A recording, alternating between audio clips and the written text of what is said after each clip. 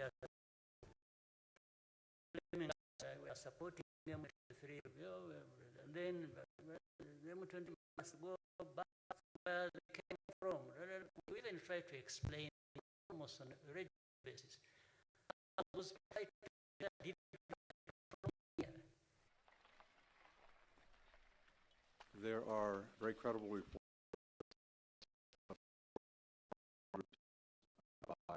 by also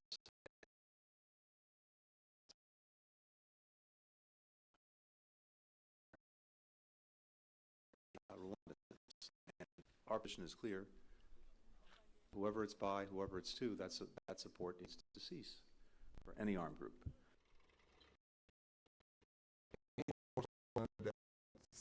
In this area, thinking that it's a military operation, you will not succeed, because it's not. It's not. It's a political, diplomatic, and military. There's been a feeling in Kigali that Rwanda has the right to determine what goes on in Eastern Congo.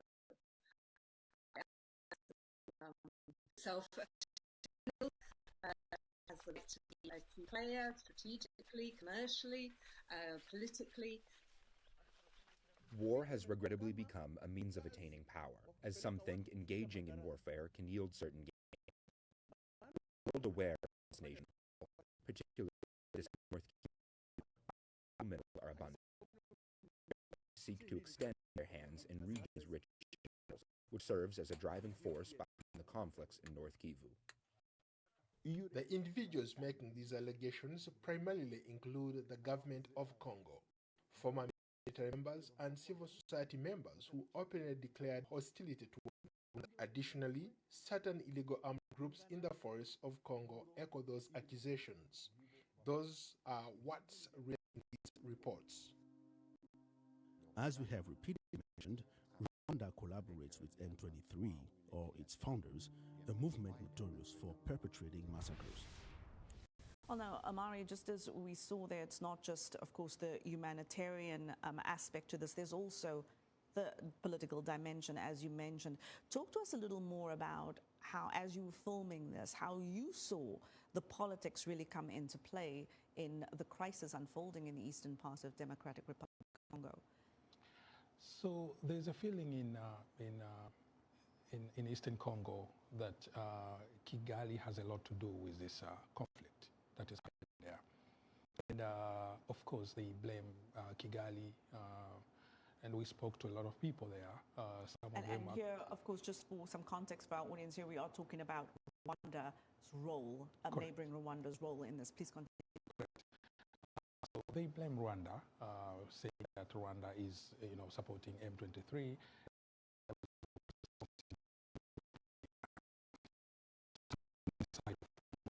So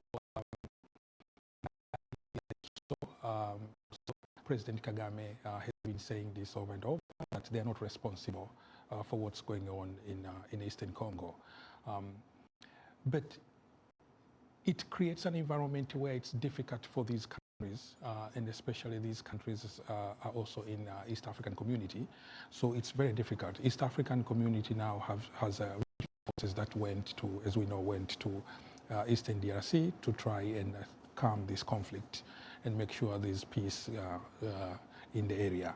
But still, things have been going well for them. M23 is a big player right now. M23 has weapons. And of course, M23 have been saying, we spoke to them in this documentary, have been saying that we need to talk to Kinshasa. But the problem is Kinshasa hasn't been able to sit down with M23 to talk about this. So it's political, where you feel like what is happening in Eastern Congo and other areas of Congo, they are blaming Rwanda. Rwanda is also saying we have nothing to do with what's happening there. Secretary of State Blinken last year, as you saw in a documentary, he said there's evidence that Congo also is supporting armed group, which is basically FDR, who are saying that, there's fear that FDR are planning to go and overthrow Rwanda regime. So it's very political issue going on there, but at the same time, all key players in East Africa are involved. However, there's been talks going on, led by Kenya, for example. Uhuru Kenyatta has been leading negotiations. Negotiations have been in Nairobi, they've been in Angola, to find a solution and to make sure, we get the bottom of this conflict. However, some of these talks haven't been able to, mature and came to fruition as we expect them. So it's very political, as we saw there, and obviously key players in East Africa are involved and needs to be able to sit down and talk about this.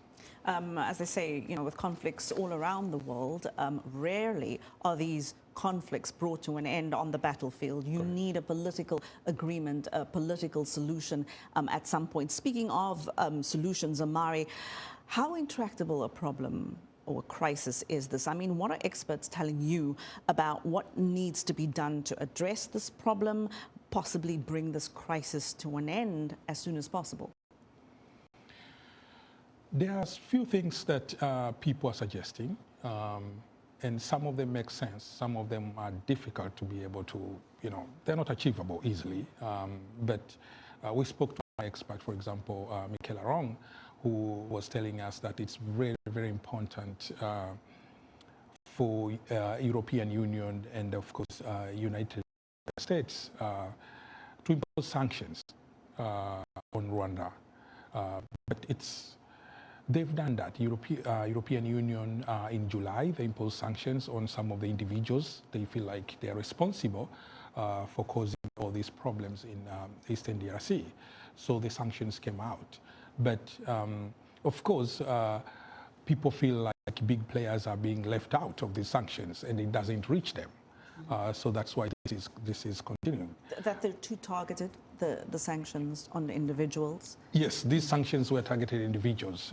They went to some of the individuals who are, some of them are in M23, some of them are in Rwandan military, for example, and of course other parts, also in DRC also, who are in DRC FARDC, DRC military force. So these sanctions are targeting individuals, but the feeling is these sanctions are not really doing anything to the big players, and that's why things are continuing to be where they are in Eastern DRC. Yeah. Let's take a look at what they told you in that regard. Peace is what we need. We need peace first, even if you feed them. If there is no peace, then there is nothing. All these people you see here were in their homes farming. They were used to vegetables, potatoes, and different food. What we ask God to help us with is peace, so these people can go back to their homes. If they go back, they will be safe. But if they're still here, there are diseases. There is diarrhea, cholera, measles, fever, coughing, because they live in a congested area. According to the 26 million people are in 2023. The humanitarian response is over 10 million in 2023. The crisis is worsening, so we need attention. The problem is the Congolese government that doesn't want peace. We asked them to open a road for us, but they refused. We asked them to sit down and talk with us. They refused. We asked for the refugees to go back to their homes, but they refused. And caused more confusion. The problem is that the Congolese government doesn't want peace. We want people to go back to their homes, and we love people. Well, the obvious solution is some form of sanctioning.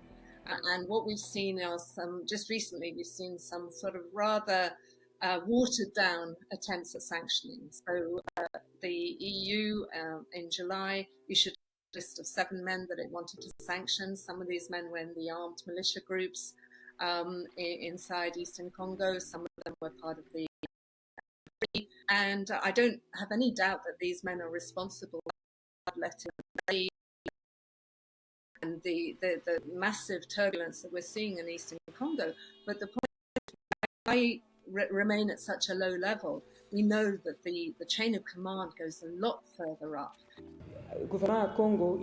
I think Congolese government need to do anything to find a solution. I don't know if they will negotiate with Rwanda or M23 because the government refused to negotiate with them. But why they're refusing to negotiate while people continue to die? As you can see, Heidi, we are seeing different people are saying different things, maybe to find solution for this. But a lot of people in these camps, when you talk to them, they want to go home. They want peace. That's all they want. It doesn't matter. They just want peace to go home so they can go back to their farms. You know, they can go back to their normal lives. And these are people who have lost so much. So these people, when you talk to them, they say the government, Congolese government, should be able to sit down and talk to M23 and find a solution, because there's nothing that can be achieved without talks. So if there's a way that Congolese government can sit down with Rwanda, with M23, and keep in mind, it's not only M23 in those areas. I mean, we were covering M23 in Eastern Congo, but there's ADF, there's different armed groups in Congo.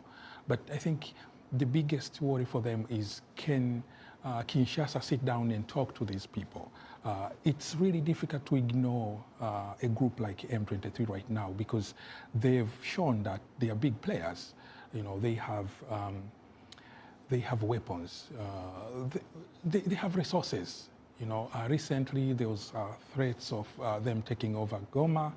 So you can see this group has been there for a while now, and they keep rising. So if Kinshasa can sit down and talk to them, I think that's what people are hoping in these camps. And so that way they can go back and you know, continue with their daily lives. And so interesting that the more towns are overtaken, the more people are likely to be displaced, just as they have to dodge bullets and run for their lives. Correct. And also very striking, Amari, is that the people who are bearing the brunt of this conflict, who are the ones who are not holding the guns, that they are hopeful that sitting down and talking about this could actually help bring an end to it. Speaking of being hopeful, how did you feel, Omari, leaving? You know, when you're filming, as you're filming drew to a close, you were preparing to leave the country, or even as you left. What was on your mind, and how do you feel about the place that you had just spent 2 weeks in, really getting into the day-to-day lives of people? Did it leave you hopeful? Did it leave you more worried than when you came? I was more worried, and I still am worried up to now, because you are looking at a large number of people who are displaced inside their own country. And my thinking was, how did Africa allow this to happen, to get to this level? This is a very, very large number of people being displaced, and still this is ongoing. As we speak right now, there are people still who are moving because M23 is taking some of these villages, some of these towns. So people are being displaced even now. But if we have African Union, we have East African Community, how did we allow this to happen to this level? And when you talk to people there, they feel like they are being left behind by themselves. They have to figure out what is happening by themselves. I'm going to give you a scenario where you have a woman who left her home. You know, she lost her husband. She doesn't know where some of her kids were. right now, because, you know, these people came at night, some of them, or they just started running, so they don't know where the kids are. And then you are in a camp, and then you are trying to at least survive in these camps, because it's survival, it's not living. It's survival, where they just go to fetch firewood and they get raped, they get all these kind of problems. So they're hopeful that maybe, you know, is there any solution? Is there any way I can go back home? And when they talk about themselves, thinking that this has been ongoing for years and years and years, and this is still happening, it's really heartbreaking. You see, like, there's no really hope. And like you said, how can this have been allowed to happen in the first place? Omari, but you played a really important role in bringing the story and the urgency of the story to our viewers. Thank you so much. As your colleague, thank you so much. I take my hat off to you for the great work you've done. You can, of course, catch the full documentary on voaafrica.com. The film is A Silent War, Stories of Human Suffering and Resilience in Congo. And that is it for us this week. Thank you, Omari, and thanks to the more than 300 affiliate TV and radio stations that bring you this show across the African continent every week. Thank you so much for joining us on all our platforms. Thank you for always watching and for always listening. We'll see you next time. Goodbye.